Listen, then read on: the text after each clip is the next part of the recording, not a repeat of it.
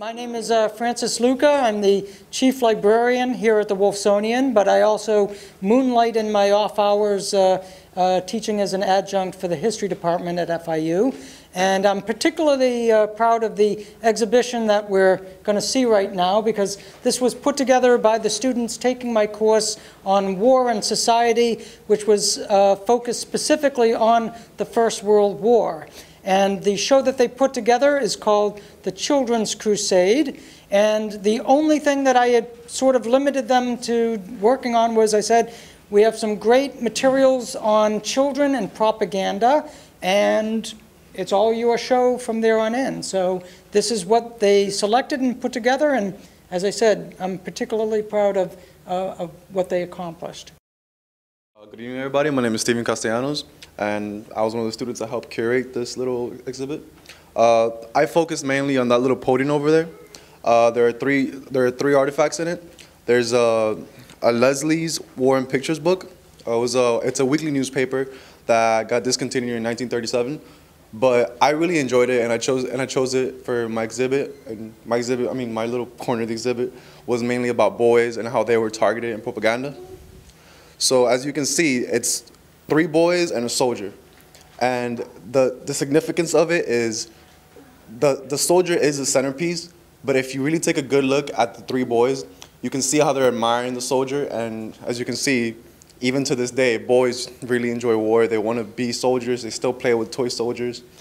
The other one is, as you can see, the little figurine of a German sailor boy holding a mortar. And it's really important to see how boys are being soldiers, pretty much. I mean, that obviously never happened. You're not going to give a little 10, 8-year-old boy a mortar to throw around. But it's really important because there was an entire series of toys that looked just like that. A bunch of little boys and all the elements of the earth carrying around weapons and other military hardware. The last one I want to talk about is a little postcard. It's an American boy. It's an American postcard. It says "Outlick any 2 Huns," and it got mass distributed right after the sinking of the Lusitania, and I really like it. Like, I think it was one of my favorite pieces in the whole. It's the smallest one, but it's my favorite piece of the whole little podium, because it's what America's always been about. It's you push me, I'm gonna push you back harder. I'm not as big as you, and at that point, America wasn't the great superpower that it is today.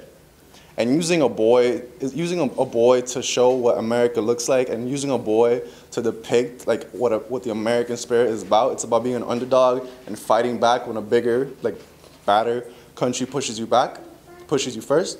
That's what it's all about. Thank you very much. Hello, my name is Alvarocampo. Hi, my name is Vanessa Camberlin. We both worked on the front 2 portions of the exhibit, which we will first talk about the first half, which is board games and puzzle games from the First World War aimed towards children. My first piece I like to talk about is the big board game right there in the middle. And it is a French board game, which the goal is to win back Alsace-Lorraine back for France, which they lost in the Franco-Prussian War. This was a popular theme in the propaganda during World War I because Alsace-Lorraine was very important to them, and the loss of it was very detrimental to them. And next to it, you'll see the British football trench warfare game. That was interesting. The goal is to kind of maneuver your way out of the German soldiers and kick the ball into the Kaiser William's mouth, and that was a goal. We each actually tried to play it, and it was difficult, which is very discouraging, because the point was to beat the Germans. So. The second section that I'll be talking about is the puzzle that depicts Lady Liberty of France in a glorious battle pose, kind of defeating the Germans in a battle and everything. It's a very complicated puzzle. If you look at it, all the pieces are cut very slimly and like curves, which is very different from puzzles are made nowadays.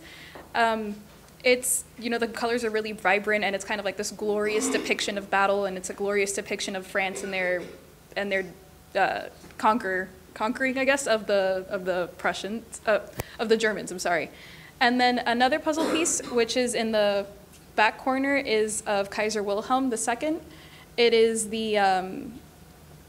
it's a German piece, and it's part of a collection that actually depicts famous generals and leaders of the German army and military, where they're all in their, you know, full regalia, and they're kind of these overly grandized portraits showing, I'm assuming they're aimed towards little boys, kind of showing, if you go into the military, this is how you'll look and this is how you'll be represented.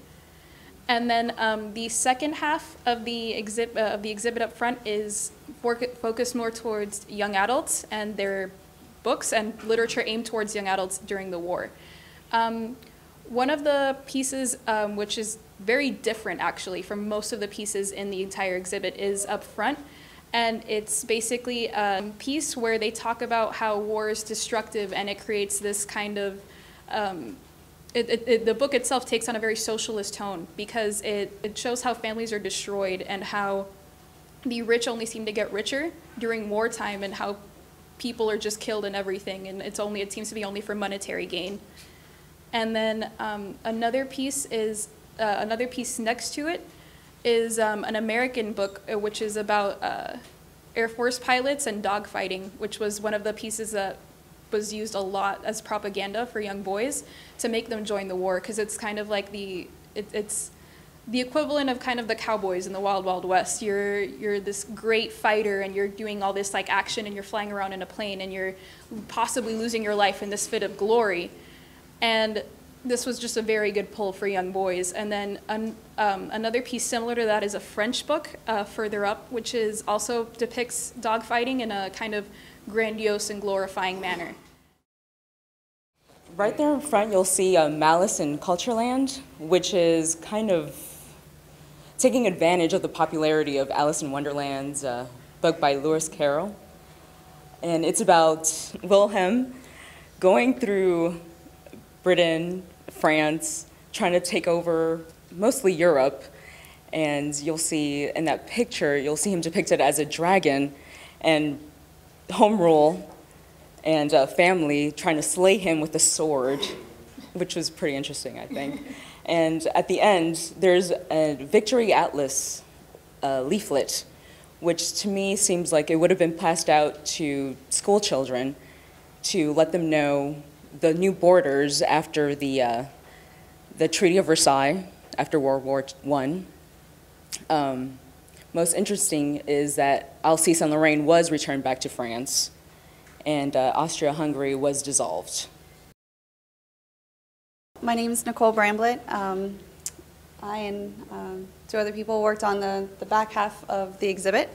I focused more on the early childhood propaganda, and so I did nursery rhymes for Fighting Times, which is over here in this case.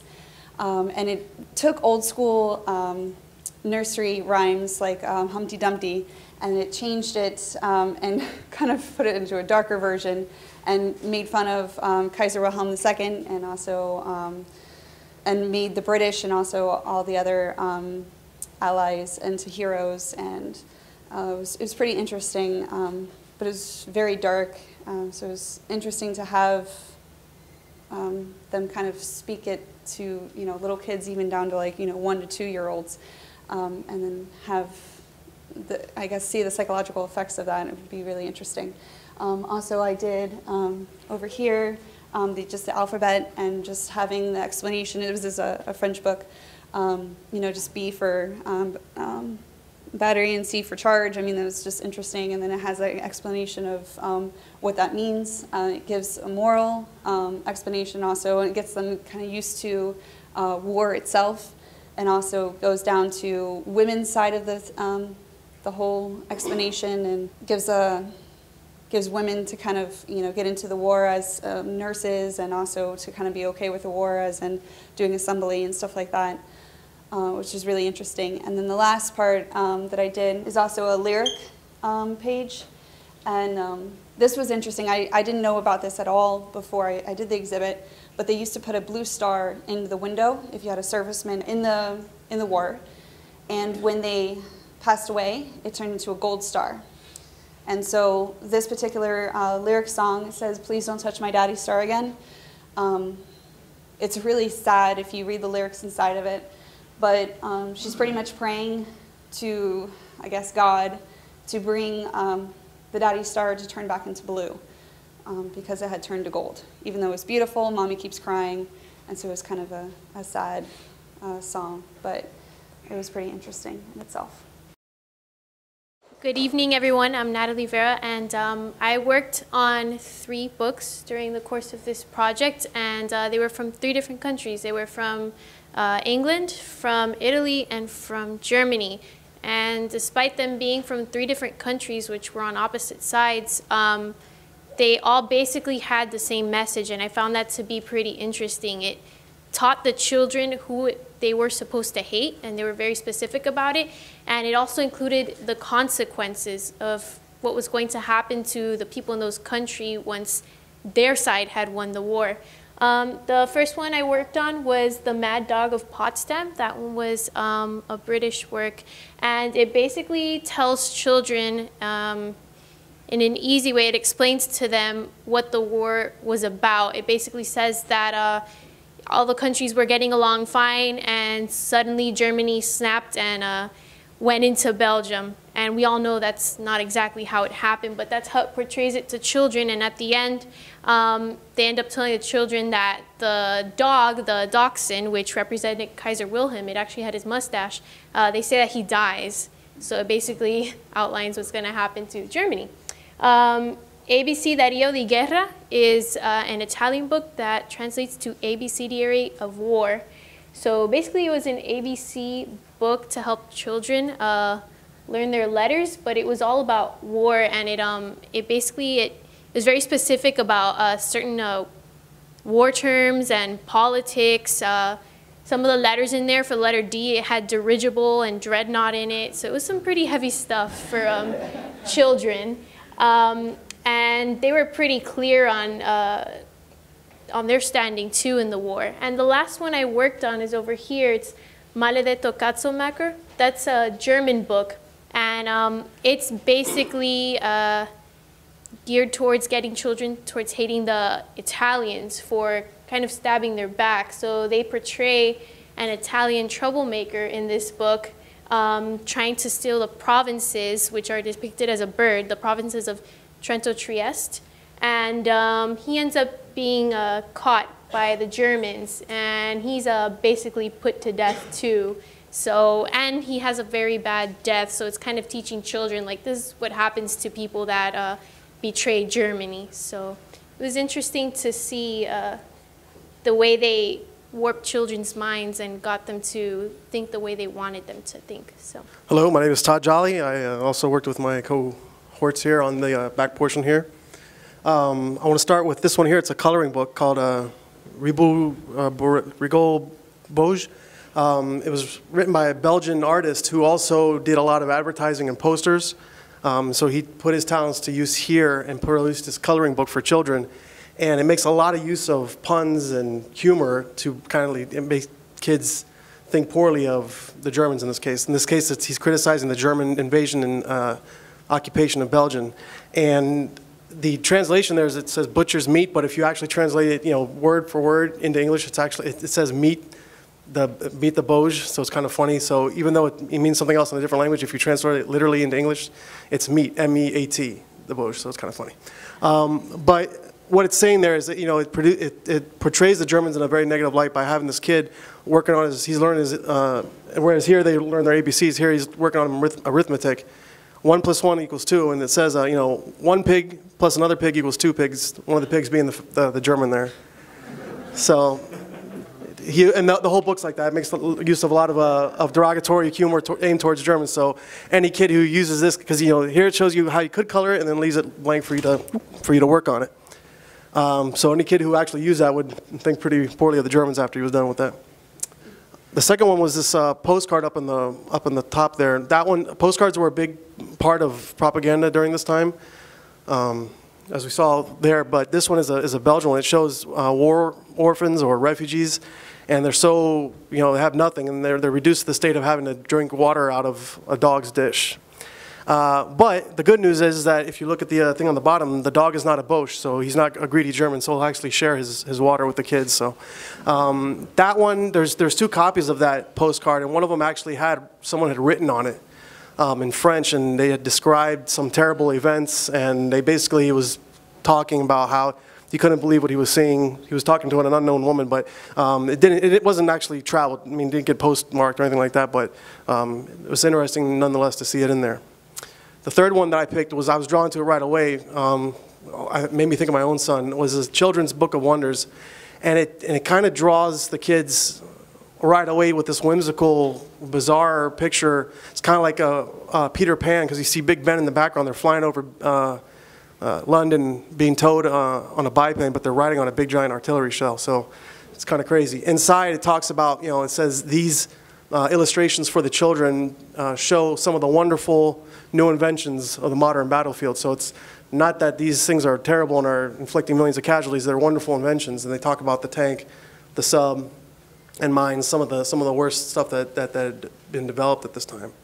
There wasn't a lot we couldn't find a lot of information on it. I went and I contacted like the Victorian Museum in Melbourne, Australia, the Australian War Memorial, and they even checked their bibliography on children's literature. They couldn't find anything on that.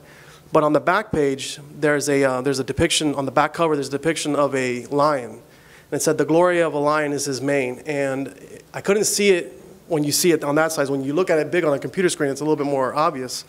It's got the letters, the mane actually spells out the words of Britain's colonies, Canada, India, New Zealand, Australia, and the African colonies. So I researched that, and it turns out that there was a British pharmacist chain called Boots the Chemist, who produced a postcard, like the other one, that they sold to raise war money, to raise war funds. And they are the ones who came up with that.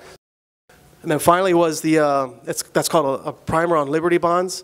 That was an American publication that was illustrated by James Montgomery Flagg. He's famous for the Uncle Sam, I Want You poster. So he illustrated this book, and it was written, and it had the syllables for the tougher words broken out so kids could learn how to read. So they try and be educational. They also went a couple steps further by trying to explain what money was, what democracy was, what a monarchy was.